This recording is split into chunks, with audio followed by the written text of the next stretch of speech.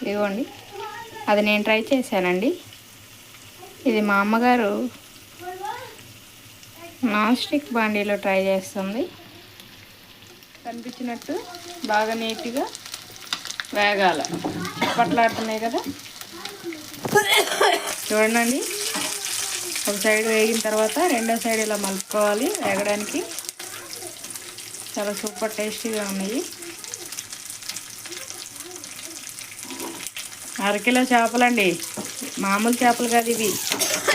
ఒంటి ముళ్ళు కొరమైన చేపలు. ఒకటే ముళ్ళు ఉంటుంది నడింకి, కొరమైన చేపల ముళ్ళు. మధ్యలో తిప్పుకుంటా రెండో సైడ్ వేగిన తర్వాత ఇంకో సైడ్ తిప్పుకుంటా. చిన్నప్పటి నుంచి తినలేదంటండి మా అమ్మగారు చేపలు, కానీ 40 ఏళ్ళ వయసు వచ్చాక తినాలనిపించి ఏరుకొని మరీ తింటుంది. ముళ్ళు లేకుండా ఉంటాయో చూద్దాం ఒక చేప ముక్కన్నా అని. కానీ పాపం అన్నిట్లో ముళ్ళు ఉన్నాయి, గిల్లుకొని మరీ తింటుంది.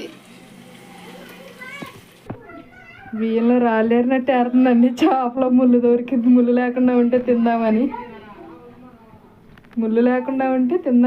పిల్లలకి ఇడ్లీ పిసికినట్టు పిసికి ఎక్కడ ముళ్ళు ఉండకుండా ఉంటుందో ఆ పీస్ తిందామని చెప్పి చూస్తుంటే పాపం అయ్యో జారిపోయి కూడా ముళ్ళు కనిపించకుండా ఉండట్లేదండి. ప్రతి ఒక్క ముళ్ళు బాగా ఏరి పెట్టింది ఇగో పక్కన. అవుతావేంది, టేస్ట్ ఎలా ఉంది చెప్పమంటే? బాగానే ఉంది టేస్ట్. 40 ఏళ్ళ వయసు వచ్చేసరికి టేస్ట్ బాగుందంటండి. అదేంటో నాకు అర్థం కావట్లేదు, స్పెషల్గా చెప్తుంది. దోస ముక్క గోంగూర పచ్చడి చట్నీ అద్దుకుంటుందండి. ఏంటో మరి ఇంత నాకైతే చాలా స్పెషల్గా అనిపిస్తుంది. ఈరోజు మా అమ్మగారు చేసిన ఫిష్ ఫ్రై అంటే ఏంటో చూపిస్తుంది మజా.